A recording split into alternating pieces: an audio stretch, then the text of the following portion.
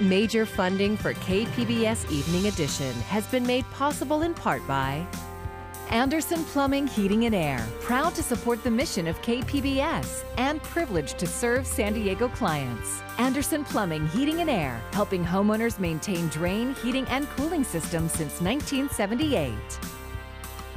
And by the Conrad Prebys Foundation, Darlene Marcos Shiley, and by the following.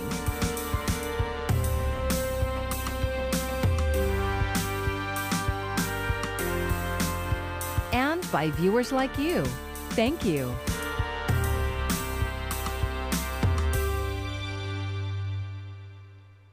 Good evening. It's Friday, April 2nd. Thanks for joining us. I'm Maya Trabulsi. As more Californians are vaccinated, the reopening process is accelerating. Under new state guidelines, indoor concerts, theater performances, and outdoor private gatherings can return by mid-April.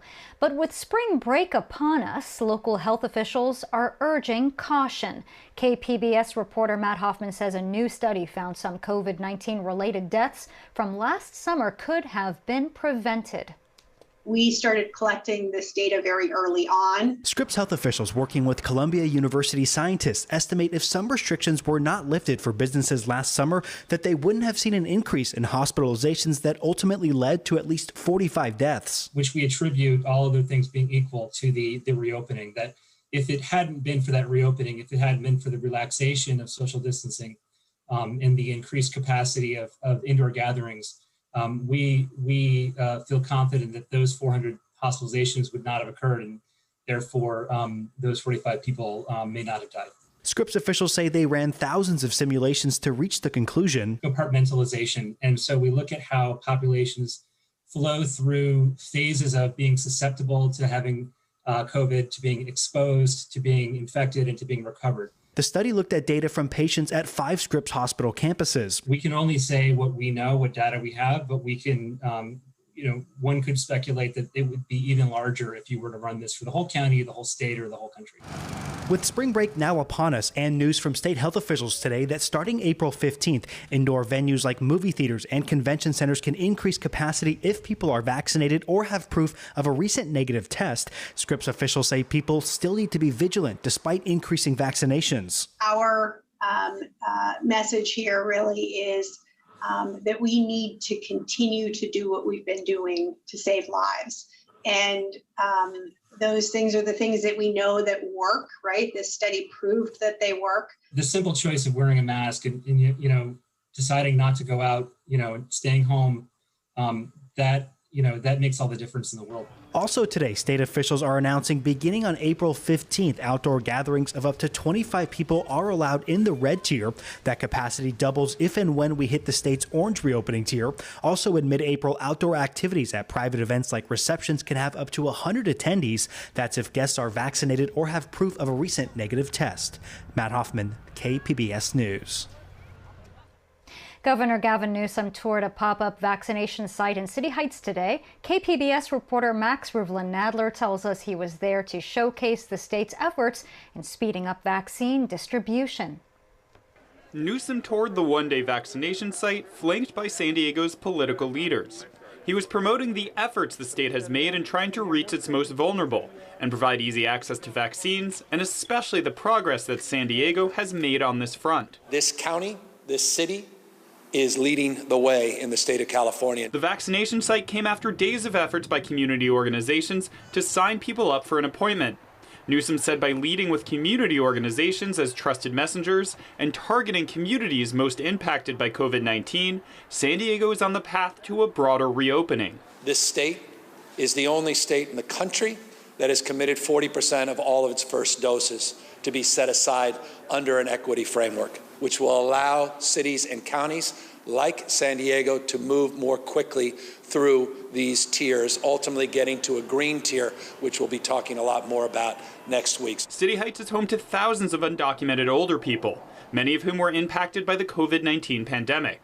Last year, Newsom removed a budget allocation for expanding Medi-Cal to that community. Even though he said the state is poised for a full economic recovery, he did not commit to including that expansion in May, when the legislature revisits the budget. We're in a completely different place because of our budget surplus and the support coming from the federal government, but I'm also mindful a lot of that is one time.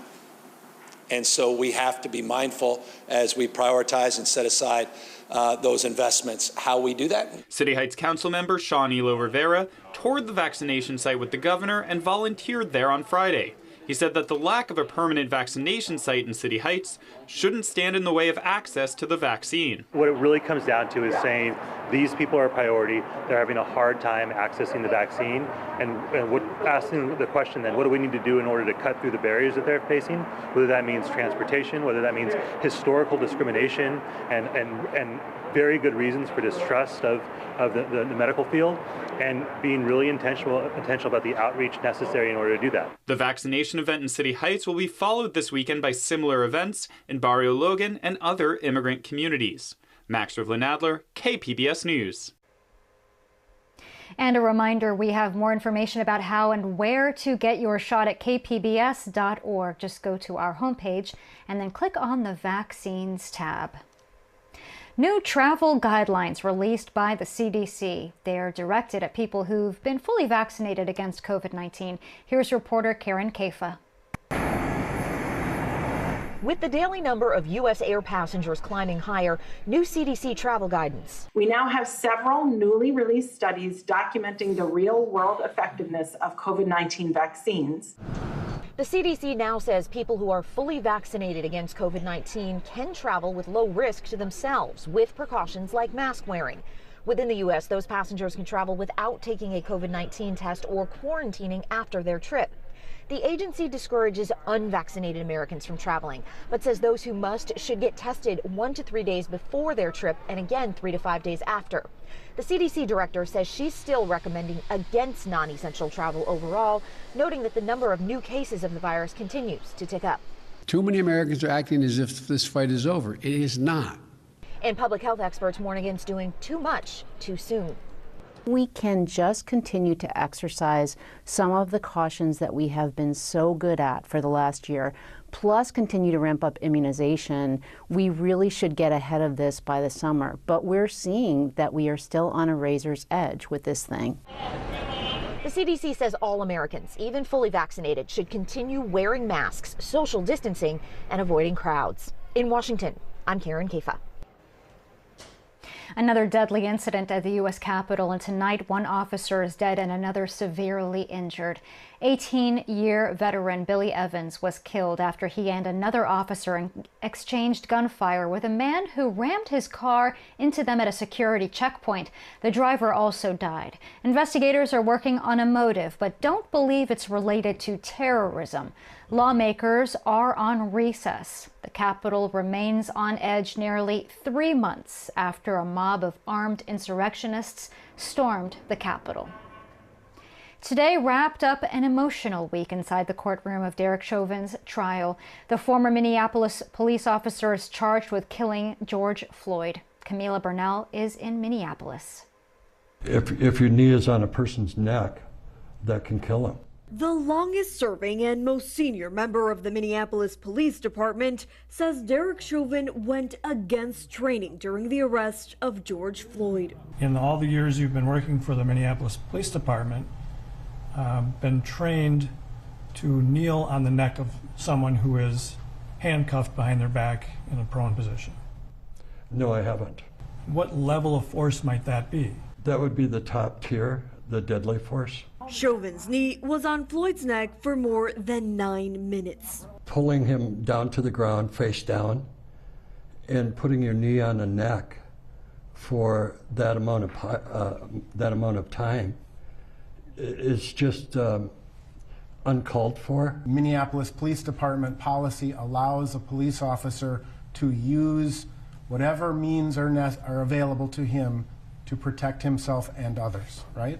Yes. Did you see any need for Officer Chauvin to improvise by putting his knee on Mr. Floyd for 9 minutes and 29 seconds? No, I did not. Lieutenant Richard Zimmerman testifying officers have a duty to provide life-saving care even before paramedics arrive. You need to provide medical care for the person that is in distress. In Minneapolis, Camila Bernal, KPBS News. The showing of George Floyd's killing over and over has been traumatic for many, especially African Americans. On today's KPBS Midday Edition, San Diego State professor Starla Lewis talked about the effect the trial is having. Lewis says the trial is forcing people to believe black men when they talk about mistreatment at the hands of police. For those suffering emotional stress and trauma, she has some advice.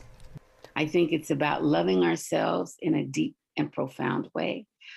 I think it's about being able to look at truth and accept that it is what it is, and then developing all kinds of personal strategies. And if you find yourself in need of help, call 211. You'll be able to talk to someone who can put you in touch with resources throughout the county.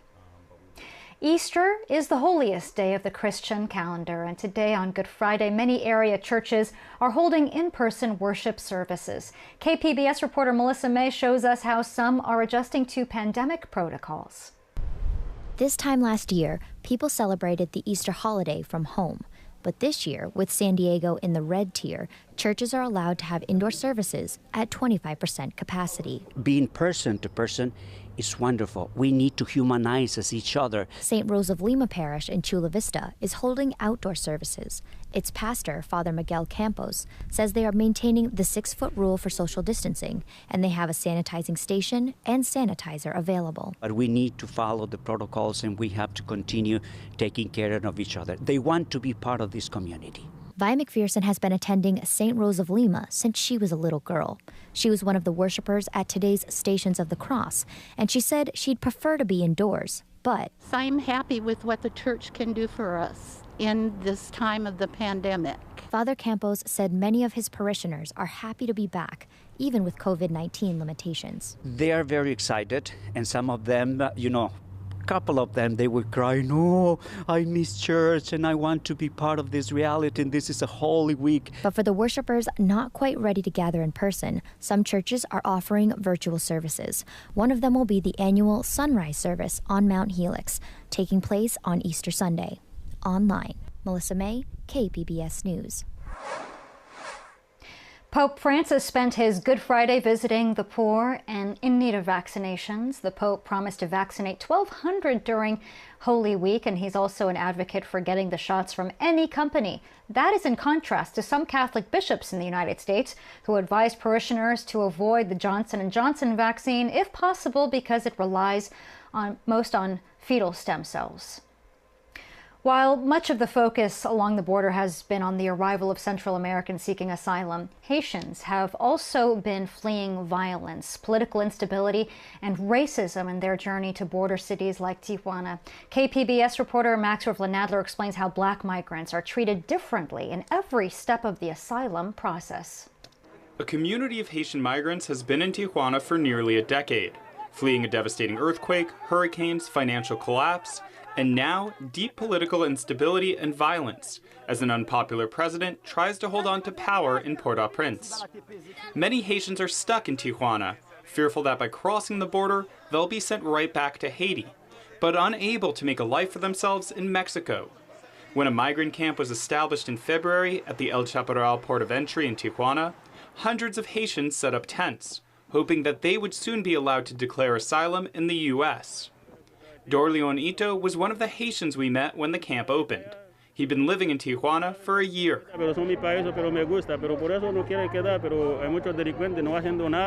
Ito had spent 5 years working in Chile, but the discrimination there was intense. He was trying to get into the United States, even though he feared possibly being returned to Haiti. No tiene nada Haití, no tiene la familia, no tiene dinero para salir a Haití. Y por eso me quiere salir, pero me tiene miedo todavía, mucho miedo.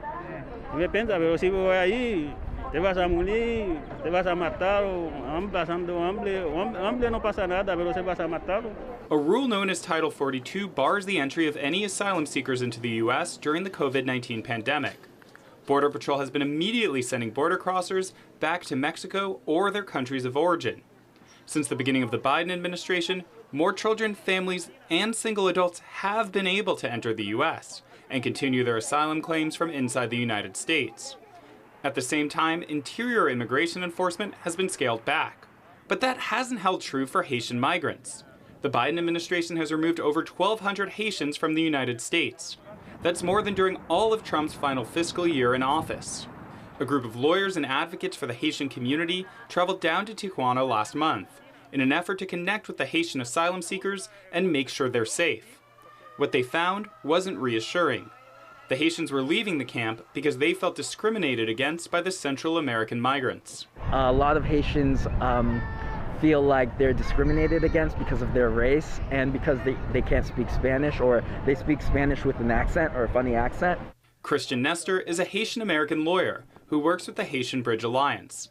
He says many Haitians have gone broke in Mexico. So a lot of Haitians are stuck here and their workers' authorization has expired.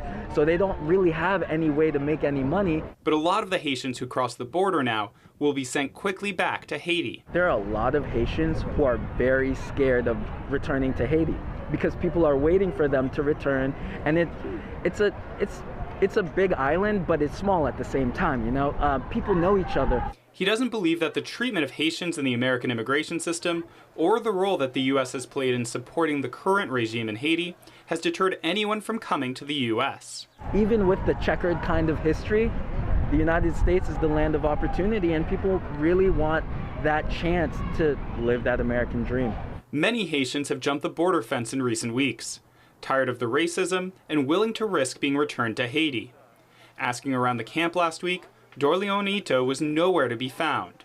He's possibly now one of the thousands of Haitians who came to the border looking for asylum and decided to risk return to a dangerous country for a small chance of being allowed to stay in America. In Tijuana, Max Adler, KPBS News. Like that story you just saw, KPBS News offers in-depth feature reporting unmatched in San Diego. All of it is posted to the KPBS YouTube page, and that includes our podcasts and full episodes of KPBS Evening Edition. San Diego County is home to 18 Native American tribal governments, the most tribes of any other county in the U.S. Under a new proposal, their relationship with the county could soon change. Supervisors Jim Desmond and Nora Vargas are calling for the board to repeal resolutions opposing tribes processing fee-to-trust applications and strict criteria to obtain liquor licenses. Their proposal also includes creating a tribal liaison position. They should be dealing with us on a government-to-government relationship. The tribal governments of San Diego County are not political subdivisions of the state of California. We're equal to the state of California government, and I applaud this first step. We shall see how it goes. Collectively, the tribal governments have created over 10,000 jobs, resulting in a $1 billion per year industry. The board is set to take up the proposal next Wednesday, April 7th. The public agency that manages the tidelands around San Diego Bay is considering adjusting the way it does business. KPBS environment reporter Eric Anderson says the Port of San Diego's new master plan, a planning document for the next 3 decades, could include a focus on environmental justice. When trucks rumble through Bayside San Diego neighborhoods, some see economic vitality, but the economic payload comes with a cost that's frequently paid by neighborhoods like Barrio Logan. Barrio Logan is in the top 5% of the most polluted areas by diesel pollution in the state of California. Diane Tekvorian works with the Environmental Health Coalition. For 30 years, she's pushed Barrio Logan residents to lobby the Port of San Diego to clean up its operations. Tekvorian says pollution there pushes local asthma rates up, and that's not the only health impact. We have some of the highest rates of COVID infections and mortality in Barrio Logan, National City, and other parts of the South Bay. So this is serious. People's lives depend on it. Local residents forced the port to listen as commissioners debated a concrete contract with Mitsubishi late last year. The neighborhood cried out about too much truck traffic linked to the project, and the port shelved the idea for now. the last several years, there's been a gradual transition towards collaboration. The port's Jason Giffen says the agency is considering doing something that's rare. They're looking at being one of the first ports in California to add an environmental justice element to their master planning document. Giffen says that'll help Bayside communities. They're more than their fair share of impacts. We look at this as an opportunity, and we look at it as a way to guide the future together to reduce impacts specifically around some of the neighboring communities around the port. The change would force the port to do more than just consider economic, recreational, or public access issues when they consider projects or leases in the tidelands. The agency would have to consider how policies or projects impact nearby neighborhoods. We're at a point, an inflection point, where we can really set the balance for the next 30 years and really focus on improving air quality, environmental quality. And recently we've really seen an investment by the port and an acceleration into advancing clean water and clean air programs at activities at our marine terminals and also in the working waterfront. The port is already moving to electrify vehicles at marine terminals, and there are efforts to move truck traffic around residential neighborhoods. There's also a push to increase access to transit. But the Environmental Health Coalition's longtime leader eyes the move with some skepticism. It's a good sentiment and it's an important goal. But what's really important is that they actually materialize that in the actions that they take. The push to keep environmental justice from being just a paper change has allies on the board of port commissioners. Board Chair Michael Zuchet says the port wants healthy, thriving neighbors. He says clean air is important to him, and he thinks electrification of port vehicles is an important strategy. We want the port to be a leader on that front because we're a public agency, we care about the public health, but also because those who lead on this issue will get the funding, the grant funding, the support that needs to make these transitions. And I want to make sure the port's on the front side of that. And the Board of Port Commissioners' newest member, Sandy Naranjo from National City, wants to build on progress that is already happening. So the port is shifting, and I want to be, as my role as port commissioner, I want to push for that so we can be leading, not just in our region, but in our state and nationally. Naranjo brings a history of community activism to the job, and she's excited that the port's master planning document will have that environmental justice element. This is going to be part of our operations, our lens, and how we look at things is through the environmental justice lens. Recovering from the financial hit from the COVID-19 pandemic will grab a lot of attention at the port this year, but the agency could also keep Bayside neighbors in the discussion if environmental justice becomes part of the business equation. Eric Anderson, KPBS News.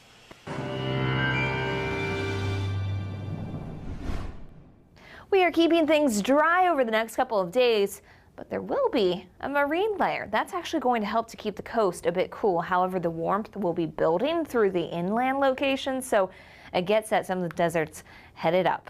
In fact, those temperatures all cranking because of this high pressure system hanging out over the interior southwest around Phoenix. We're going to start to see some of those numbers get through the 90s into the triple digits. So there's heat coming back into portions of the southwest. But for tonight, we keep the coastal clouds out there. Oceanside 46 for your low, San Diego 54. And as you look towards Mount Laguna, 62 the low there. Futurecast does show we've got those coastal clouds. They take a little bit of time to build, but they do build throughout the overnight hours. So we will have that marine layer in pretty thick throughout the morning tomorrow morning, and that coastal fog will help to keep those temperatures from getting to be scorching along the coast, because again, this high pressure system's in place and cranking up some of the numbers throughout your Saturday. So for some of our inland locations, again, we're headed up. Campo 80 for your high tomorrow. San Diego 70 degrees. And yes, Borrego Springs coming in the upper 90s. So that's why, again, you got to be cautious. This is really when we're starting to get into the season where that warmth comes back in. But we keep the clouds towards the coast, at least through the start of the day. And then the afternoon, we'll see a little bit more sunshine breaking in. But we'll do that pattern again where we bring in some more coastal clouds, at least for the morning on Sunday, and then see some more sunshine later on throughout the day. So it's kind of that pattern on repeat over the next couple of days for the coast, which is why we have so many clouds. Fog to sunshine Monday, which puts us at 70 degrees for that high. Meanwhile, inland locations, we're going to be in the lower 80s Monday, then back to the upper 70s, basically pretty close to those pretty warm temperatures, and mountains back to the 60s this weekend. So again, very warm trend here as we work our way through the weekend. The desert's headed to the triple digits on this Sunday. For KPBS News, I'm meteorologist Melissa Constanzer. Major League Baseball isn't just criticizing Georgia's new restrictions on voting. Today, it pulled the All-Star game out of Atlanta. Mira Kopik weighs in on what this could mean for other major league cities like San Diego. San Diego would be a wonderful location because it is a great baseball park. The team will be very exciting, so they'll give a lot of focus to the Padres come mid-season, and it will really help from a tourism standpoint. And being in San Diego in the summer is a great time to be in San Diego. The weather is perfect. It's not hot and humid as it would be in different, in Atlanta. And so this will be an exciting chance for the mayor to make a strong pitch to Major League Baseball that San Diego should be the choice for the All-Star game. I know there's a big rotation of stadiums, and San Diego will be due at some point in the future, but this would be a great opportunity to get an extra lick, especially given the baseball worthiness of Petco Park. San Diego is one of those places where if you had to make a last-minute choice, would be an exceptional choice for baseball. And you can find tonight's stories on our website, kpbs.org. Thanks for joining us. I'm Maya Trabulsi. Have a great evening. Major funding for KPBS Evening Edition has been made possible in part by Anderson Plumbing, Heating and Air, proud to support the mission of KPBS and privileged to serve San Diego clients. Anderson Plumbing, Heating and Air, helping homeowners maintain drain, heating, and cooling systems since 1978. And by the Conrad Prebys Foundation, Darlene Marco Shiley, and by the following.